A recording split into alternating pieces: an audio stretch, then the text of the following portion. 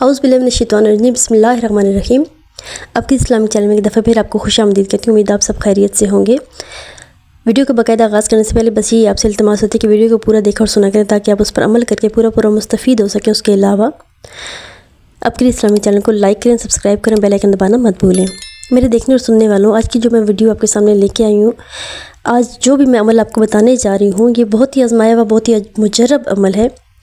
کئی دفعہ ایسا ہوتا ہے کہ انسان ایسی مشکلات میں گھر جاتا ہے، ایسی پریشانیاں اس کے اوپر حاوی ہو جاتی ہیں کہ انسان کو کوئی راستہ نظر نہیں آ رہا ہوتا۔ اللہ تعالیٰ کے آگے بھی دعائیں کر کے گڑ گڑا کے وہ تھک جاتا ہے، لیکن اس کی جو مراد ہے وہ پوری نہیں ہو رہی ہوتی۔ بے شک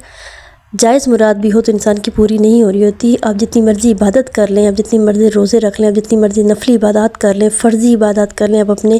حقوق العباد کا بھی خیال رکھتے ہوں، الغرض آپ اللہ تعالیٰ کے دین پر سچے دل سے چلتے بھی ہوں، لیکن پھر بھی اگر آپ کی کوئی خواہش پوری نہیں ہو رہی ہوتی تو اس کے دو ہی اس کی وجوہات ہو سکتی ہیں کہ ایک تو یہ کہ اللہ تعالیٰ نے آپ کو اس کا اجر اگلے جہان یعنی اخروی زندگی میں اس کا اجر دینا ہو یا اس کو مراد کو پورا کرنا ہو۔ دوسرا یہ ہو سکتا ہے کہ اس بات کو پوری کرنے میں تھوڑی سی دیر ہو رہی ہو جس کے لیے آپ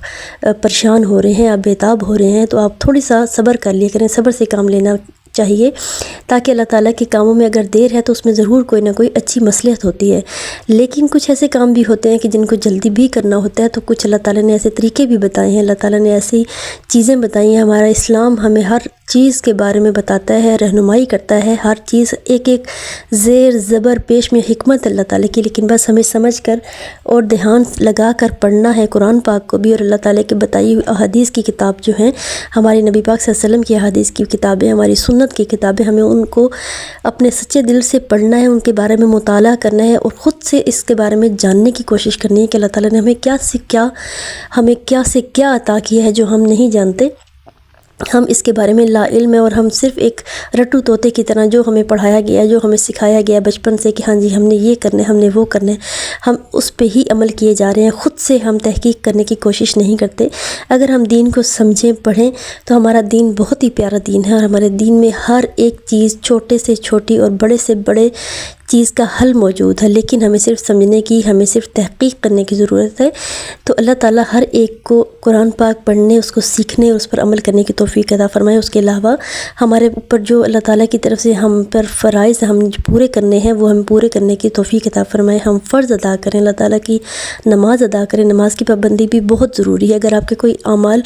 بہت زیادہ آپ کرتے ہیں اور پورے نہیں ہو رہے، لیکن اگر آپ نماز کی پابندی نہیں کرتے تو اللہ تعالیٰ کے ہاں آپ کے ان نوافل کا، ان چیزوں کا کوئی فائدہ نہیں جب تک آپ فرض پورا نہیں کریں گے۔ ثواب ضرور ہے لیکن فرضوں کا ثواب بھی اس سے زیادہ ہے۔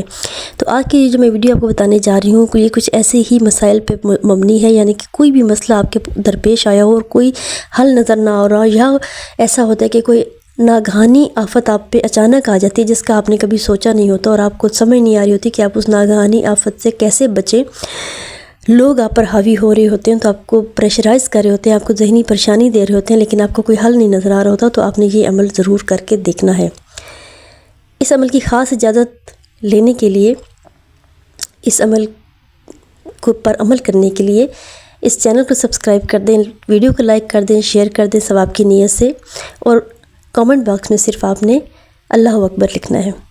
تو کرنا کچھ یوں ہے آپ نے کہ 2 نفل پڑھنے ہیں حاجت کے، 2 نفل حاجت کے شام والی بی بی کے نام کے پڑھنے ہیں، شام والی بی بی کے نام ہدیہ کرنا ہے۔ یہ 2 نفل آپ نے، یہ کسی بھی نماز کے ساتھ آپ پڑھ سکتے ہیں جن کے ساتھ نوافل ہم ادا کرتے ہیں، جن کے ساتھ منع نہیں ہے، یعنی کہ مکروہ جو ٹائم ہوتا ہے یا زوال کے ٹائم جو ہوتے ہیں ان کے ساتھ ہم نوافل نہیں ادا کر سکتے۔ باقی جس نماز کے ساتھ نفل پڑھ سکتے ہیں آپ نے ان نمازوں کے ساتھ کسی بھی ایک نماز کے ساتھ ملا کر آپ نے یہ 2 نفل پڑھنے ہیں حاجت کے، شام والی بی بی کے نام، اس کو ہدیہ کرنا ہے ان نوافل کو۔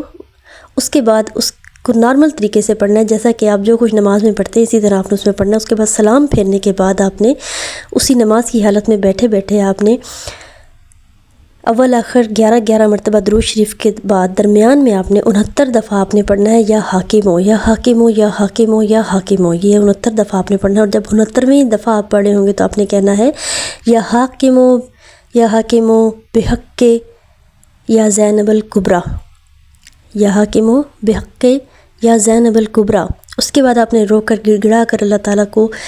بی بی زینب کا واسطہ دے کر، شام والی بی بی کا واسطہ دے کر آپ نے وہ دعا مانگنی ہے اللہ تعالیٰ کی، حضور اللہ تعالیٰ اس دعا کو کبھی بھی رد نہیں فرمائیں گے۔ آپ یہ عمل 3 دن کر سکتے ہیں، اگر آپ کا مسئلہ حل نہیں ہوا تو آپ یہ عمل 7 دن تک بھی کر سکتے ہیں۔ صرف آپ نے جگہ اور جس نماز کے ساتھ آپ نے پہلے دن پڑھا اس نماز کے ساتھ ہی 7 دن پڑھنا ہے، اور جگہ کا اور بس آپ نے ٹائم کا پابندی کرنی ہے، تو آپ کو انشاءاللہ اللہ تعالیٰ کی طرف سے ضرور ثمر ملے گا۔ اپنی اسلامی چینل کو لائک کریں، سبسکرائب کریں، بیل آئیکن دبانا مت بھولیں۔ دعاؤں میں بہن کو بھی یاد رکھیں۔ اللہ حافظ۔